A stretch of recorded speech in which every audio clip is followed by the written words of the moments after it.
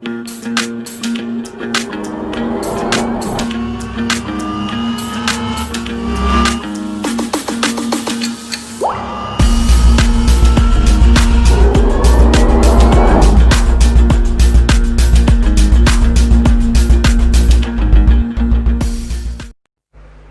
علیکم خواتین و حضرات، آج کا جو ہمارا عنوان ہے وہ ہے پینڈیمک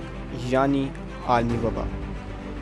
آج کے عنوان کے متعلق جو ہم نکات جانیں گے وہ ہے: پہلا، عالمی وبا کیا ہوتی ہے؟ دوسرا، یہ کس طرح پھیلتی ہے؟ تیسرا، اس کے اثرات۔ چوتھا، اس کا حل۔ اور پانچواں، اس کے حل ہو جانے کے بعد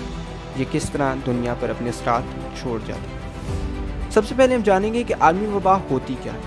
عالمی وبا ایک ایسی وبا ہوتی ہے جو کہ ایک وسیع پیمانے تک پھیل چکی ہو۔ اگر آج کل کے حوالے سے بھی ہم دیکھیں تو ہمارے ارد گرد ایک عالمی وبا ہے جسے ہم جانتے ہیں کرونا وائرس، جس کا اگر بہتر نام دیا جائے تو وہ ہوگا کووڈ-19۔ اب یہاں پر ایک سوال کھڑا ہو جاتا ہے کہ کیا یہ عالمی وبا جو ہے کیا یہ پہلی عالمی وبا ہے؟ تو اس کا جواب بہت آسان ہوگا کہ نہیں۔ اس سے پہلے بھی کافی ایسی عالمی وبا آ چکی ہیں، جس میں اگر ہم دیکھیں تو 1918 سے لے کے 1919 تک H1N1 اسپینش فلو جو تھا،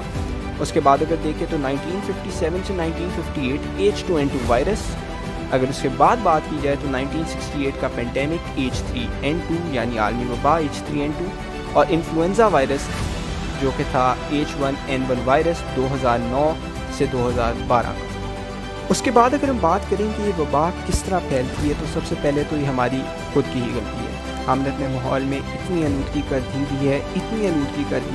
کہ اب ہمیں اندازہ ہی نہیں ہے کہ کب اور کیسے کوئی نئی وبا جنم لے سکتی ہے۔ اس کے بعد اگر بات کی جائے کہ یہ وبا اور کس طریقوں سے پھیلتی ہے تو سب سے پہلا طریقہ ہے ہاتھ ملانے سے۔ اگر ایک بندہ وبا میں مبتلا ہو اور آپ اس سے ہاتھ ملائیں اور اس کے ہاتھ پر وہ جراثیم موجود ہوں، تو اگر آپ اپنی ناک، کان یا منہ پر ہاتھ لگاتے ہیں تو آپ بھی اس وبا میں مبتلا ہو سکتے ہیں۔ اس کے بعد اگر آپ کے قریب وہ بندہ موجود ہو اور وہ چھینکے تو تب بھی آپ وبا میں مبتلا ہو سکتے ہیں، یا اگر اس وائرس کی جو جراثیم ہیں وہ ہوا میں رہ جائیں تو تب بھی آپ اس وبا میں مبتلا ہو سکتے ہیں۔ اس کے بعد اگر تو ایک بندہ جو کہ وبا میں مبتلا ہے وہ کہیں پر چھینکے اور اس جگہ پر وہ جراثیم موجود رہ جائیں تو تب بھی آپ وبا میں مبتلا ہو سکتے ہیں۔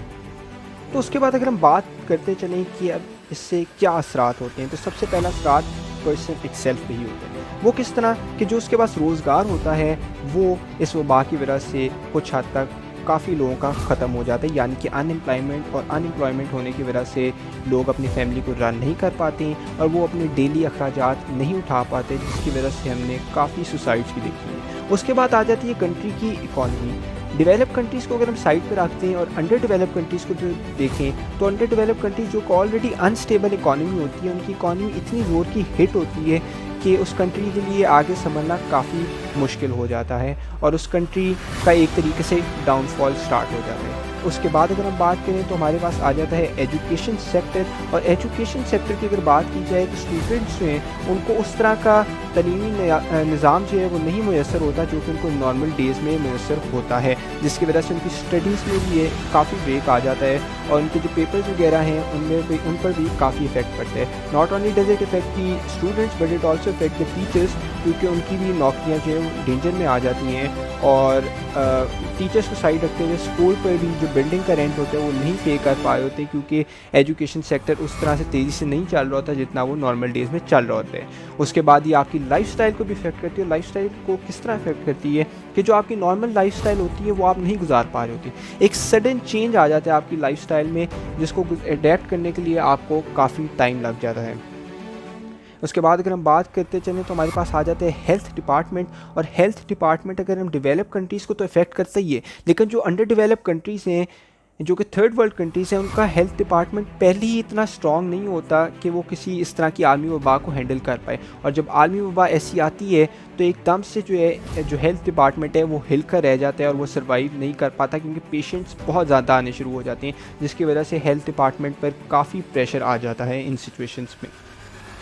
اب اگر ہم اس کے سلوشن کی بات کرتے ہیں تو سلوشن میں فرسٹ جو ہمارے پاس چیز ہے وہ ٹیمپریری سلوشن، اور ٹیمپریری سلوشن ہے پریکاشن، اور پریکاشن وہ ہیں جو کہ آپ کو گورنمنٹ کی طرف سے ہدایات دی گئی ہیں، ان پر عمل کریں، کلوز کانٹیکٹ نہ کریں، نکلتے وقت ماسک پہنیں، اور کوئی بھی ایسی کام نہ کریں جس سے آپ کو خدشہ ہو کہ آپ اس وبا میں مبتلا ہو سکتے ہیں۔ اس کے بعد جو اس کا پراپر حل ہے وہ ہوتی ہے بیسیکلی ویکسین، اور ویکسین کیا ہوتی ہے، آپ کے اندر جو ہے تھرو انجیکشن ڈیڈ جرمز جو ہے وہ انٹروڈیوس کر دیے جاتے ہیں، جس سے جو ہے آپ کی باڈی جو ہے اس سے امیون ہو جاتی ہے، تاکہ اگلی دفعہ اگر وہ سیم جرمز جو ہے انویٹ کریں آپ کی باڈی میں تو آپ کی باڈی اس سے ٹیکل کر سکے۔ اس کے بعد اگلا حل جو ہے ہمارے پاس وہ ہوتا ہے اینٹی وائرل، اور اینٹی وائرل اس لیے استعمال ہوتی ہے تاکہ اگر آپ کو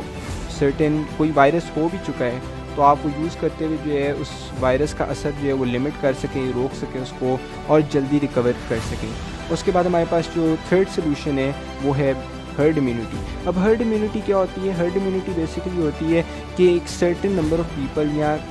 ایک سرٹن نمبر آف پاپولیشن جو ہے وہ جب امیون ہو